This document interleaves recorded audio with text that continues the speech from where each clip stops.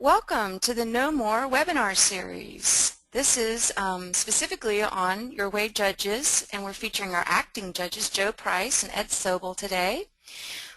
We are Art Schools Network, and we're dedicated to sharing best practices so that we can create the next generation of artists and patrons. I'll be your host today, Christy Calloway.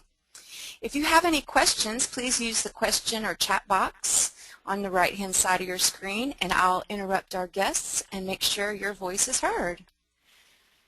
This series was generously sponsored by the College of Charleston School of the Arts, and again, it's to help the students who are applying get insights into the judges' scoring and thinking from their experiences at their respective institutions. Students that apply online, and we'll show you that later. We have several categories. And Earth, Wind & Fire is our generous sponsor. They'll be making an appearance at our New York conference later this month and recognizing last year's winners from On Your Way. So what do the winners get? They get at least a minimum $500 cash scholarship. There's many things offered to them after they've been identified as winners that institutions shower upon them. So this is a lucky bunch, and next year's winners will be introduced to our membership in Denver.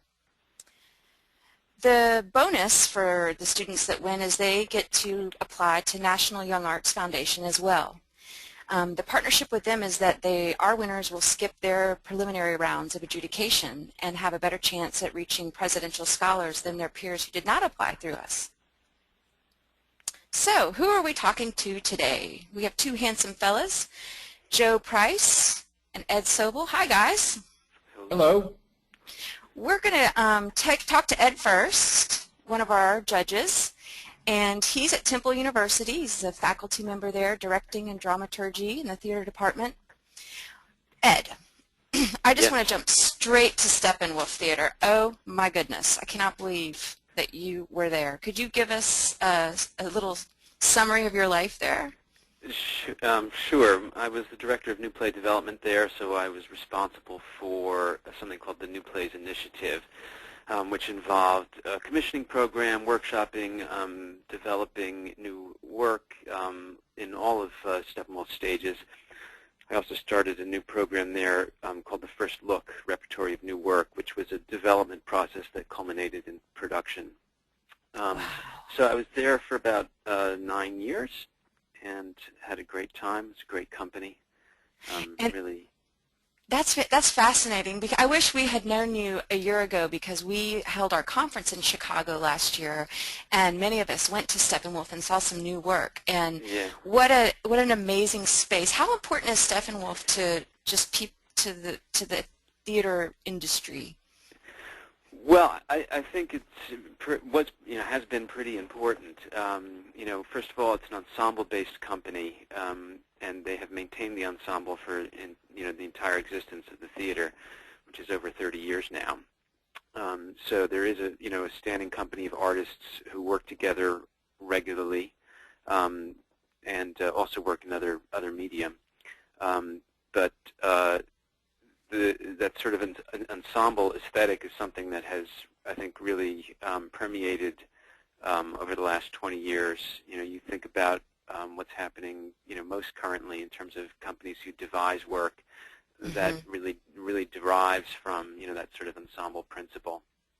So, the company, I think, and also the acting style there, which most people, I think, would characterize as a kind of, sort of rock and roll, in your face, sort of very visceral, aggressive form of storytelling. Yes. Which is still, I think, is true of most of the work that happens there. But it certainly seems to have had an impact in terms of what young actors aspire to. So. That's great. So yeah, it's a great place. Chicago's a great theater town, and it was really wonderful to be there. I also before I worked at Steppenwolf, I did my graduate work at Northwestern. So I was in Chicago for quite a few years before I came to Philadelphia. Wow, and before that, Broadway. You have. Yeah. And Broadway's nice, but Well, most talk it of the up. work. We are going there for our conference in a couple of weeks. We'll be there Yes. October 20th through the 25th. Yeah. I mean, I think this is one thing that young people as they as they get their training and start to think about their life after college, think about is where to make a career in the theater. And I decided fairly quickly, because I was born and raised in New York, that actually New York was not the place that I wanted to be, that I was more interested in the kind of work that was happening in the regional theater landscape. So I sort of ended up moving out to Chicago and working there, and Wow. now I've been in Philadelphia for about 5 years now. So, but it's funny, my love of theater started at a very young age. I was taken to plays on Broadway when I was in the single digits in terms of my age. So it really was something that started very early, and I sort of maintained through high school. I did, I don't know, something like over 30 shows while I was in high school. Wow. Yeah, I think the attempt was to do as much of it as possible to get out of my system, so I wouldn't be tempted to do it for a career. Oops. But yeah, that didn't take. What high school did you So, go to? I went to Great Neck North High School on Great Neck, Long Island. Wow, that must be a great Yeah. school to have been able to pull off 30 productions in 4 years. That's great. Yes, well, so some of those were, in fact, at the high school, and there was also a sort of community arts center in Great Neck that I did also did shows at. So I think between the two, it was probably something like 15 apiece in both places during my time. So yeah, so I did a lot of theater, and then ended up going to the University of Pennsylvania for undergrad, and was actually an English major there with a theater minor before ended up moving to Chicago and going to graduate school. That's for great. directing. And So thank you for doing that. And I'm going to make sure Joe gives us the same rundown, forwards or backwards. I'm not picky. Temple University. Tell us about how that's unique and your yes, role there. yeah, Temple's a really great place. I think one of the main things that differentiates it from some other programs is that it's a BA program rather than a BFA. But we really offer conservatory level training. So it has the atmosphere in some ways of a conservatory in terms of the intensity, particularly for the acting concentration. But the degree is a BA degree.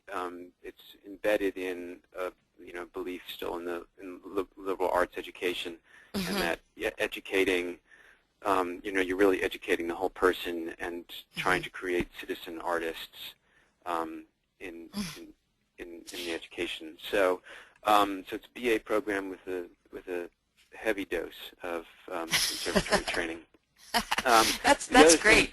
I think we have about 280 majors, so it's a pretty populated place.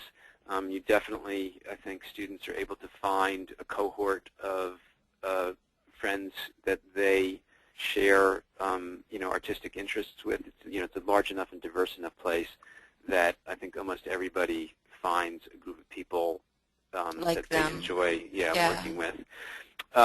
It's also, I think, one of the more affordable schools around.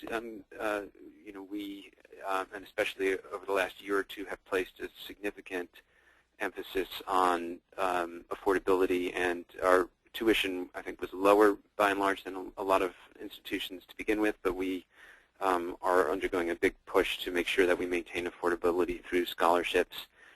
Also, we're in Philadelphia, which is a really exciting theater town. So there are 80 professional companies at any given time in Philadelphia producing, a really wide range of work, everything from classic, so there's a Shakespeare company, there's a company that concentrates on movement-based devised work, and everything in between. So it's a really vibrant, diverse community in Philadelphia with really interesting work happening. So, to be able to be in a place where you have both the quality of training that we can offer, and also that you feel that the art, in fact, as it's happening, is actually happening around you, so that what you're being trained for, you can actually go and see. Yes. I think is part of what makes it exciting. And most of our faculty, a great majority of our faculty, are working professionals and have That is active so professional important. careers. Yeah. In fact, that's one of the #1 things when I get calls from parents. They ask me about where should I send my kid to school, and one of the things I say is check out the faculty credentials. Are they working? Or that's important that they're still doing what they're teaching. Right. Let's right. gosh, thanks so much, Ed. Let me Sure. get Joe on the line here. Joe Price from University of Minnesota, Guthrie Theater, the famous Guthrie, Department of Theater Arts and Dance, BFA Acting Training Program. He's the program director, so he can speak to the BFA side of that. Hi, Joe. Hello. Thank you for coming. I'm looking at your list here, and I can't help it. I'm a total geek for Sesame Street. I want to know about that. I know that's probably yeah, Lou Berger was just an incredible guy to be around, and he had worked on this musical, and I think originally they had done some workshops of it back in actually in the 80s, and I had the opportunity to work on it in Kansas City. I was in Kansas City for about 11 years with the University of Missouri, Kansas City rep, and had the opportunity to work on the piece. It was great fun, and Lou's a great guy. I think that's so great that you have a range where you're doing playful and serious and adult. And as I look through your credits yourself, it says you mentioned the Kansas City, and then you're jumping around for me, so I'm trying to follow you. Can you go backwards and maybe tell us where you went to school and how you became Sure, absolutely. interested? I'm originally from Minneapolis, and did my undergraduate work at the University of Minnesota in Duluth, which is on the North Shore on Lake Superior, and then did my MFA work at Southern Methodist University. And after I finished my MFA, I spent a little time in New York, a little time in Chicago, and actually landed in Chicago after a brief stint in LA. And Do you guys know each other? Have you and Ed met before? I don't think we do. Joe, when were you in Chicago? I was in Chicago in the 90s. I was there for about 7.5, 8 years. I'm a founding member of a Red Orchid Theater, which Oh, of course. 20 Yeah, I've years directed old for now. them. Yeah. Yeah, I directed a show there. That's great. Yeah. I'm so glad y'all could meet. I'm so glad we brought you together. Yeah. Yeah, so Chicago's a great town, and I often say I got my PhD there. Doing storefront theater, where we turned an old futon store into a 99-seat house, and I went back a couple of years to see a Red Orchid show, and it's still kind of Chicago style. It was great to see that work again. But then ended up at the University of Missouri, Kansas City rep, where I was associate head of MFA acting I was there for 11 years and did a lot of work with Kansas City rep, and also the Unicorn Theater, which is part of the New Play Network. So I've been able to work on a lot of new works and contemporary sort of edgy works. I did a lot of Martin McDonough plays. I did 3 Martin McDonough plays in 3 years, which was pretty exciting there. And then I was fortunate enough to come back home and work for this incredible program, the University of Minnesota Guthrie BFA Actor Training Program. It is wonderful to be back in the Twin Cities. It's such an incredible art scene. We have over 70 theater companies here. Wow. Just an incredible diversity of work. And 3 Tony Award-winning theaters in this Twin Cities area. So it's great to be a part of this community again, and great to be home. I know the feeling. I just moved back to Key West after being away for most of my life, and I'm amazed at the art scene here, but you definitely both have me beat by about 100 theater groups. We have us beat by weather. Okay, it's fair. That's right. Well, tell us about the University of Minnesota's Department of Theater, Arts, and Dance program, and the theater program, particularly your program. The University of Minnesota Guthrie BFA is actually a very young program. The department is not young, but the BFA program is a young program. It's a young partnership. It's been around for about 12 years, but it's been very, very successful. So the idea is that the combination of the academics of the University of Minnesota and the great artistic sensibilities and artistic staff of the Guthrie have combined to form this sort of conservatory-style active training program connected to the Guthrie, which originally was set up to be a national theater center. And one of the reasons it was brought to Minneapolis was because of the University of Minnesota. There were ties originally 50 years ago with the U. So the partnership really makes sense. The students take class at the Guthrie every Monday for 4 years. They are eligible to be cast in Guthrie productions. That's great. We had 3 current students and I think 6 alumni in the production of Pride and Prejudice. Oh, wow. We had, and because of the nature of the Twin Cities, we had 18 of our 20 seniors last year working professionally in their final year of training. Wow, that's great. So that idea that they're connected into the profession is really important to the program.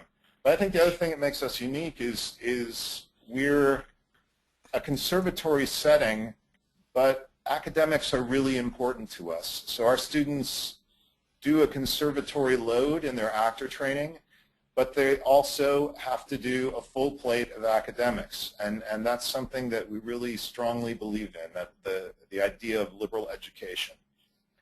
You both have that in common. That's wonderful. And yeah. Go ahead. We take in 20 students a year. The BFA program is 80 Wow. students total, 20 students a year. Wow. And we audition around the country. And we remain a very, very good value. It was just a tuition freeze that went into place at the University of Minnesota for the next 3 years. So we remain a pretty good value for students. Well, I appreciate that you guys hit on all the main things, the well-rounded education, of course the conservatory training, the value for the money, the community that will provide the professional experience, whether as an observer or participant. All of those things are important, and there's such a web. The Art Schools Network's On Your Way program, we're glad to take advantage of you guys and have you as our judges, and all that experience that you just described and you bring to the table to watch our students from our high schools audition for scholarships. And that deadline's coming up November 15th. They're going to be, just like the last couple of years, applying online, and they're uploading their programs. They choose what they want to apply to. They can sign up through Facebook. And we have a very slow tutorial on our website, so I'm only quickly going through to just show you from the student's perspective how they're filling it out and uploading their media files, which is their audition materials. And they need either the school or the district or the student or a parent or scholarship. Someone pays, and that submits the application. And on November 15th, all the judges, so you guys and all the other art forms, will have access to score.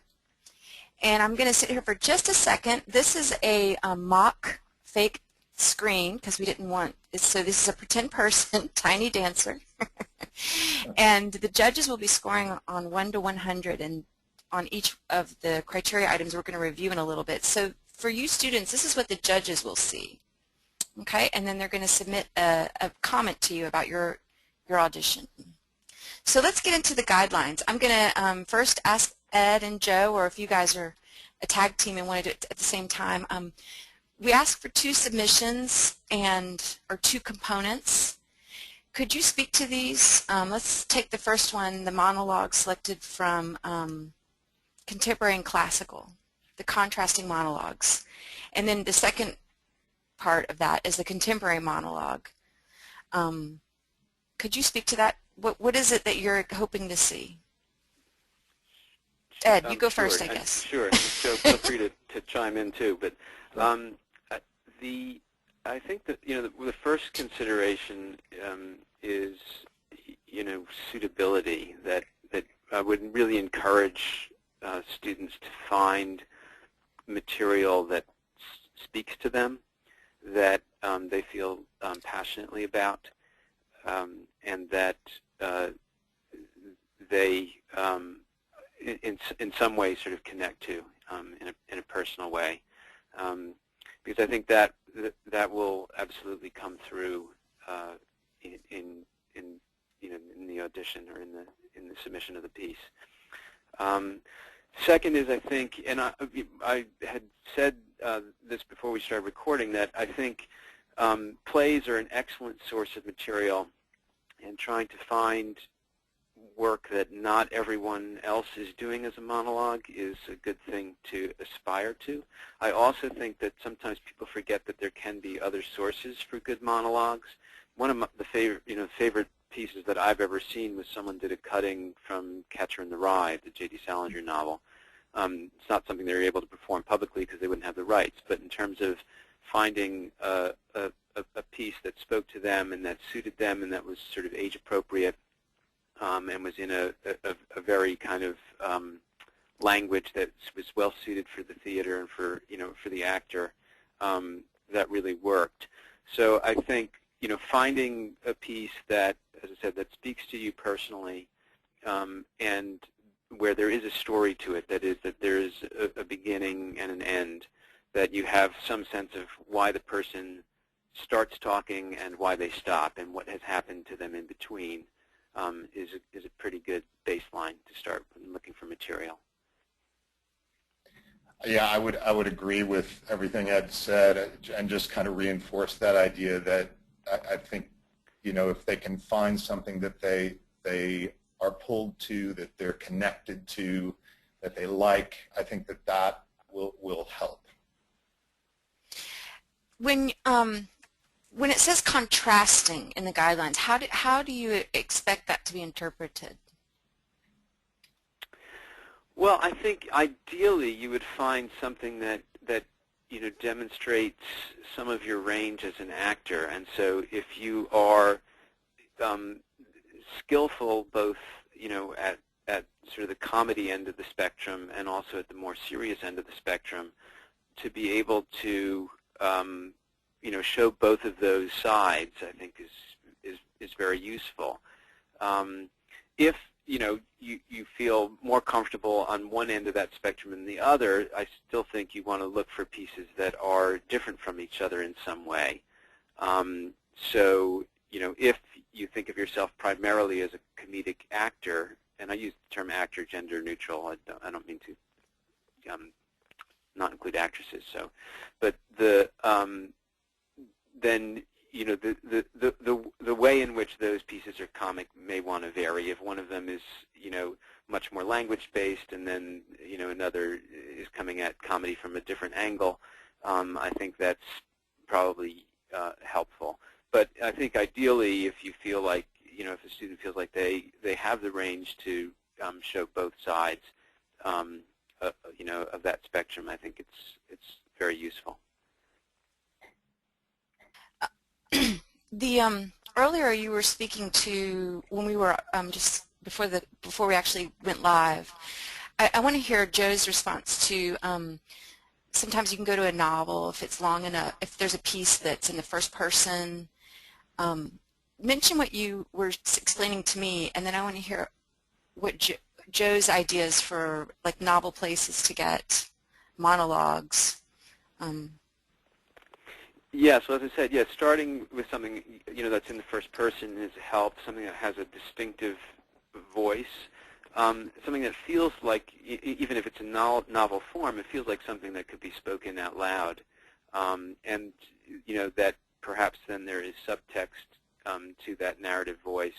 And as I said, finding a section or a cutting, just as you would with a piece that was being drawn from a play, that has something in that character that I think that changes or that is revealed during the course of the 45 seconds or so that you're going to be able to do from it. So it's not easy, and finding good material I think is really challenging. But I always feel like young students often go to the sort of default position of just grabbing the monologue book and going through it and finding whatever they think is the best. And I think you're much better served, to be reading plays. One hopes you're reading plays a lot and frequently, and that as you're doing that, finding material that actually speaks to you. And as I said, I think there's no reason why that has to be exclusively from a play text, but there are many many ways. I would generally discourage poetry, but but I've also seen people do monologues very successfully that was from a poem. So, Joe, I'm sorry, I didn't let you go right finish. ahead, Joe. Yeah, no. Yeah, Joe, what's your thoughts on all that? Because I think it's interesting. I think it's exciting, actually. It's liberating, even. Yeah, I think in terms of comedy, I think sometimes that's maybe a little harder to find in some ways. And I've kind of turned students sometimes to humorists or humorists who write essays, because I think sometimes you can find really interesting material that's quite funny that you can really turn into a monologue pretty easily. So that's another place where I have kind of turned students on to are there humorists or essayists that they've read or are interested in. So I think there's potential material there. Whoops, I don't know what just happened to my screen. I'm sorry, everybody. I'll figure that out. It started over. We have to start talking from the beginning again. I don't know what's going on. Let me reset the reset button. Okay, let's get to scoring. I am so sorry. I want to get from you guys those lists of sites or sources where interesting monologues could come from and post them. Yesterday, the dance judge gave us a list of choreographer YouTube clips, and we're posting those for our students just to get, because they're interested in seeing students audition with new work. Just so it's refreshing for the judge as well. I mean, I could be selfish here. Let's go to acting and the scoring of the acting that you're going to be viewing. So here's the rating criteria, and there's 3 areas. Could you, Joe, first speak to these 3, and then we'll let Ed pipe in. And we're going to run over our 30 minutes by just a few minutes, so I hope everyone can stay with us. Yeah, I mean, in terms of storytelling, I think the questions that I think are important to answer would be, who are you? What do you want? And really, what's the story? So I think in terms of who are you, who is the character? Where are the circumstances? Who are they coming from? I think sometimes even a question to ask is, who are they most? And maybe who are they most in that monologue? Ooh, wow. And I think having a need is really important. What are you going after? What are you pursuing? What's your intention? And I think it's very important if you're going to storytell to know the story, to know the play, to know the novel, whatever that source material is, to make sure that you know what the story is and where you're coming from in that 45 seconds to a minute, so that you're filled with whatever those circumstances are. In terms of interpretation, for me, I think that's the self involved in the piece, and I guess it's back to that thing that we were talking about earlier. Are you engaged? Are you engaged in this? Connected to it, committed to it, focused on it. As far as potential, one of the things that we talk about is, I guess we're not, when we see auditions around the country for students, I'm not sure we're always looking for a sort of slick presentation, but we're looking for self. We're looking for the individual in it. And so I think sometimes actors can get really focused on being really polished or really slick, and I guess I'm a little less interested in that. Yeah. Yeah, I would agree with most of what Joe just laid out. The storytelling, very briefly, agreed, as I said earlier, kind of why do you start talking and why do you stop? You know, if these are monologues, it means you are talking. So you're talking with a reason. And so what is it that you want to get, and what is it that makes you stop talking at the end? Interpretation, agreed also with what Joe said, and I think how you place the story, both within your own experience and within an experience of the larger play, falls into that. And also with potential that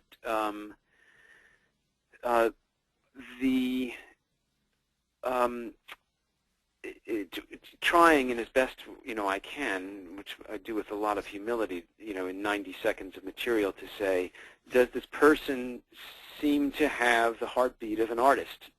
Ooh, yeah. And that's based on their choice of material, their level of preparation, Right. their in a way to try to get a sense of who this person is in these relatively artificial circumstances. But that's kind of what our job is, whether we're doing that in auditions or in 90 minutes of digital upload. So Or 90 seconds. yeah, but I would agree with Joe that in certain ways, certainly just subjectively, I respond in certain ways less to polish and more to what I perceive to be truth. So That's beautiful. Okay, let's go to the artist statement. What is it to an actor to have an artist statement? Does it matter? What should it look like? Joe, you want to hit it first? Sure. I mean, I think having done this exercise various times over the years for jobs I might be applying for, it's always a little scary to me. But I also think it's useful to kind of look at it and say, what are you after? What are you pursuing? And that can change throughout your life. But Yeah. I think sort of looking at what you want to pursue and being clear about it, and being able to change potentially down the road is okay. But that you are putting into words what your actions hope to be. yeah, and I would agree and say that I think it's vital, actually, and I say this as someone who's been doing this for a while, that not a day goes by, literally not a day goes by, that I don't ask myself the question, why am I doing this, and how can I do it better? That, I mean, in a way that an artist statement goes to the very heart of what it means to be an artist, which is you're choosing to do this thing that is difficult to do in all kinds of ways, and so you really want to know why it is that you're doing it. So if I were crafting an artist statement as a young person, knowing that that is something that's going to change and modify and evolve over time, I think something that would differentiate one from another. We all, presumably, all students who are, going through this application process love theater. So, to start with an artistic statement that says you love theater, I think, is less meaningful than to talk about why, and why it is that you feel it's important to, at least for the moment, follow this educational path and presumably then possibly a career path. But what the significance of doing the work is to you. That's beautiful as well. I love that. I love that both of you think about it so deeply and personally, and that, Joe, right out of the gate, you said, "I've done this many times over many years, many stages of my life."